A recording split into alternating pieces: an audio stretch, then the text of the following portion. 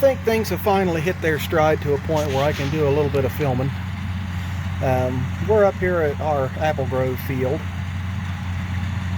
finally getting started picking, and I tell you what, guys, this is probably some of the best corn we have ever picked. I know we got it out late, and we're kind of starting late on our harvesting side of things, but man, this section over here, we just got it opened up. It is, let me see the time. Okay, maybe, anyhow, it's 4:45, I believe, or close to it. And we got started picking this about 11 o'clock this morning. Just finally got it opened up, and part of the reason it took so long to get it opened up is we've got 3 wagons that we're running back and forth right now. And this field here, we could basically go down and back one round and be stuffing the wagon full. And now these are the wagons we've got. Let's see, we've got a Kill Brothers 350, 250, and a 300, or I don't know, I forget. Anyhow, they're all Kill Brothers, and they're either 250s, 300s, or 350s. Or we've got an assortment.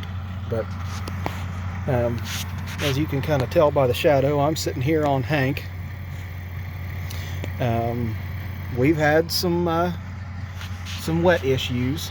You know, that you're looking at there is a field ditch. It's not a rut or anything like that, but way on out there, there's a couple of wet spots that basically every time Dad's come through with the tractor and picker, I've had to hook onto him and pull him through it, just because honestly traction was more the issue than anything. It's just wet enough that the tires weren't getting a good enough bite, and getting stuck. Now over on the other side near the road, there's a spot that always lays wet, and there was standing water in it, and we hit it first thing, got stuck. So then we had to quit what we were doing, jump in the truck, run back to the farm, get Hank here, and then we had to go to the gas station and get him filled up. Then come out here, and I got him led through that, and then he came around, came back the other way, and it was fine for the first round or two, and then after that it got to where he was starting to slip and get stuck, so I'd been leading him through that.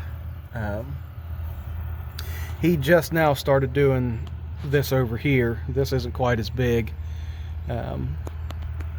and it looks like this go around, what he has done is he's going around the far side over there against the river, and he'll come out right over there.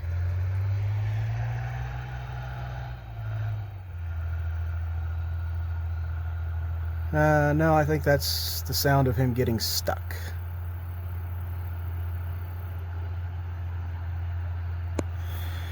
Okay, I'll be back in a bit. Okay, so I know I said I'd be back in a bit. Well, it's been a bit more than a bit, and I'm sitting in a completely different spot in the field. What I was showing you yesterday is, oh, why can't I zoom?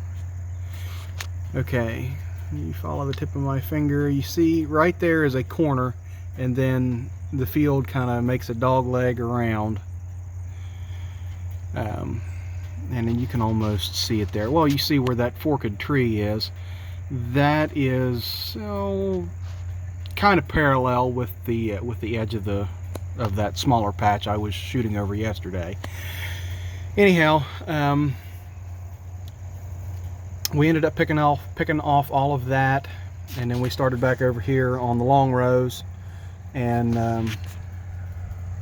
you probably can't see him because I just barely can, but anyhow, he's over there on the far side next to the road picking the long row. He'll come around here, and this field makes another dog leg right here. The reason I'm sitting here is because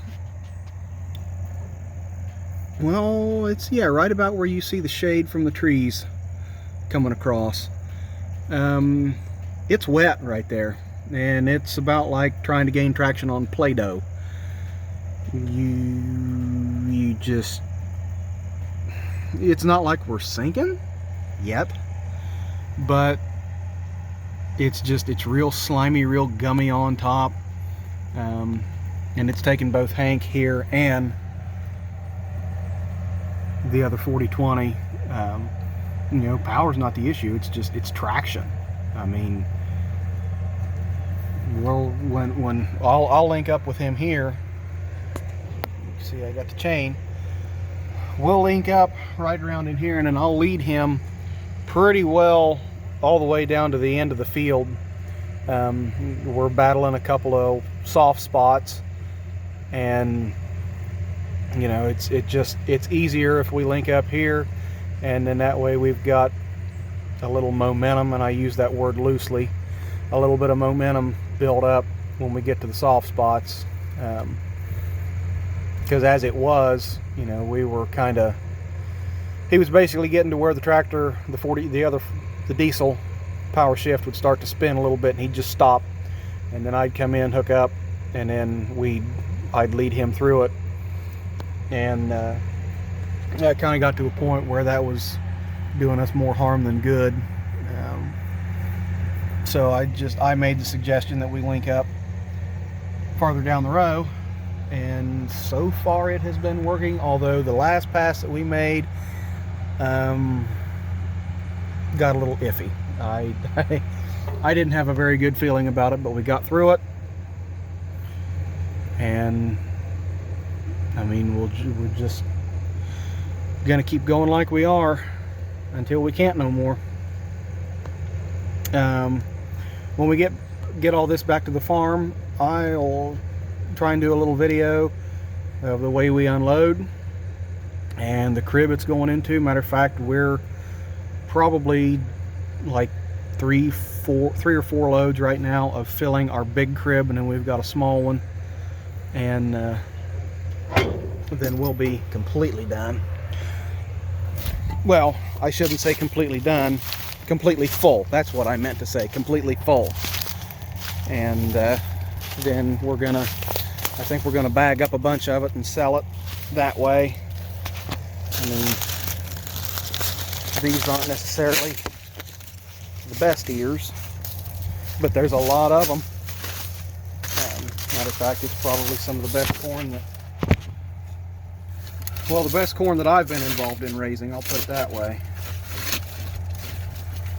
We've got some on our fields on the farm that are bigger than this, but I mean, these are still decently big. I can't touch my fingertips all the way around them. Let me count the rows on it here. I got 1, 2, 3, 4, 5, 6, 7, 8, 9, 10, 11, 12, 13, 14, 15.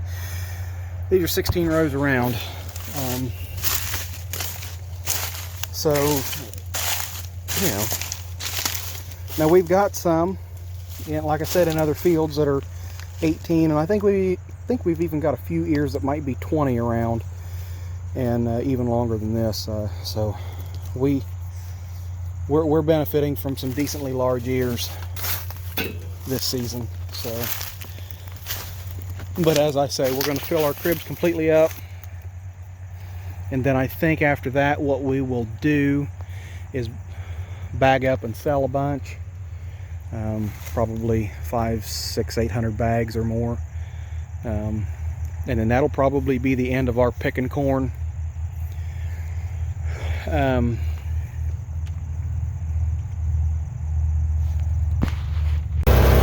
well, that was Dad calling me when I stopped that last clip kind of abruptly. He's full. He can't go anymore, so I'm running over here to the far corner of the field. I'm going to grab the other wagon and take to him, and then we will we'll regroup from there. But I'm getting ready to go by the wet spot that's giving us so much trouble. Just kind of give you guys an idea of what we're battling. I mean, you would think that we've had a another full day for this to dry up, but like I said, it's still just like trying to work on top of Play-Doh. I'm not going to say it's nasty, but definitely not ideal.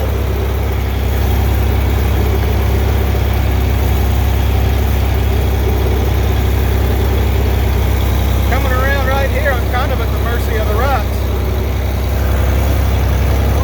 And don't know if you can see him clear out there, but my brother's back with the white flatbed to get the wagon that Dad just filled up. So I better get moving. I'll be back in a minute. Okay, so as I was saying there, Dad filled up. I just switched out wagons with him, and he's on the go again. I've got the full one here. This one is actually the smaller wagon. It's the Kill Brothers 250 on a, what gear does this one got under it? Oh, this is the oddball. This is the United Farm Tools gear. So we've got one with Yetter, we've got one with a Deere running gear, we've got this UFT. I forget what that one is right there that I just took to him, but anyhow. Gonna hook this one up.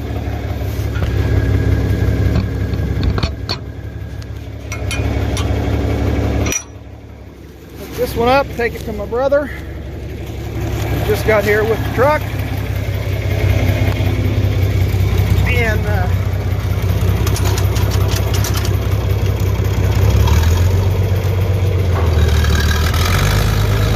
he's gonna run it back to the farm.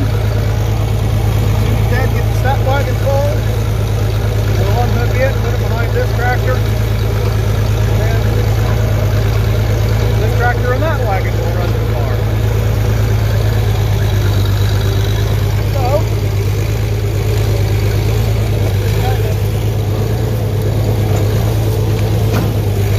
just to kind of give you an idea of how things are going.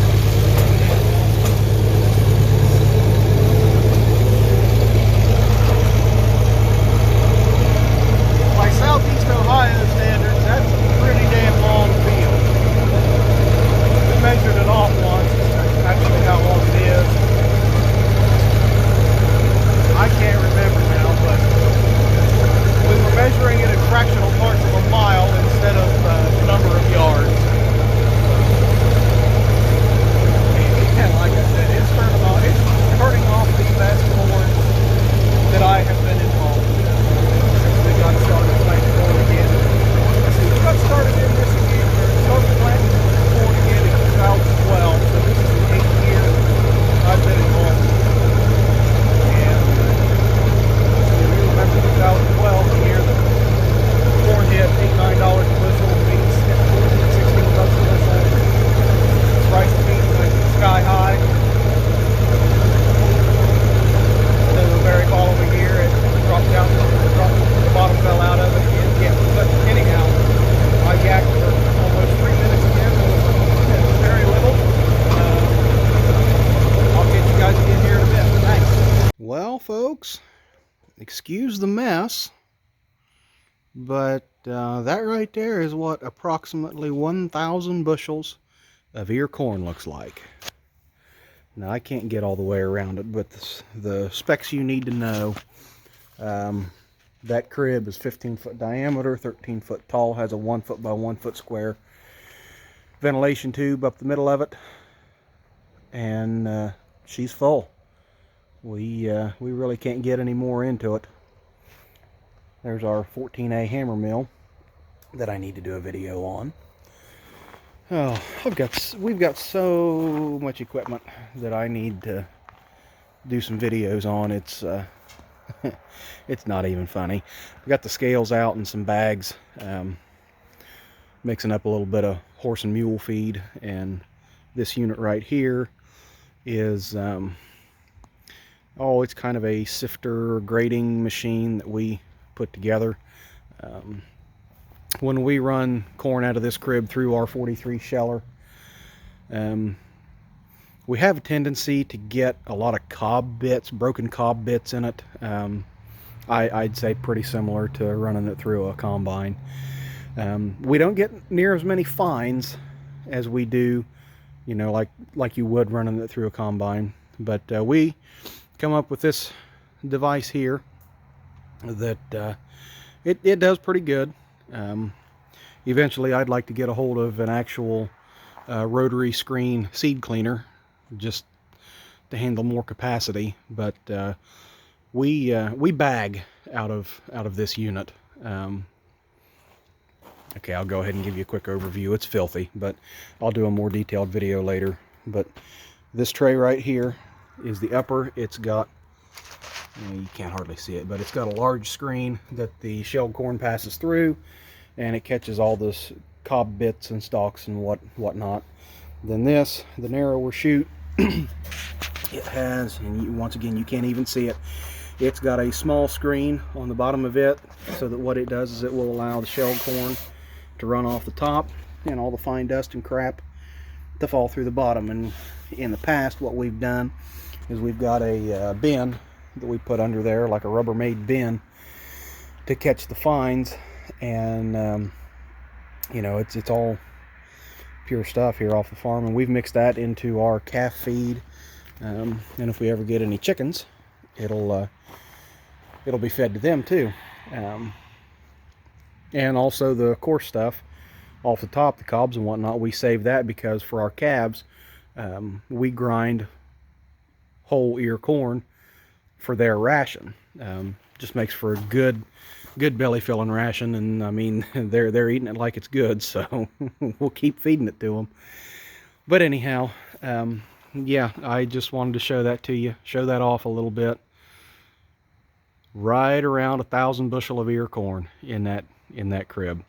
That's the first time we have had that crib clear full since we started planting corn, and we've still got a lot of acres left.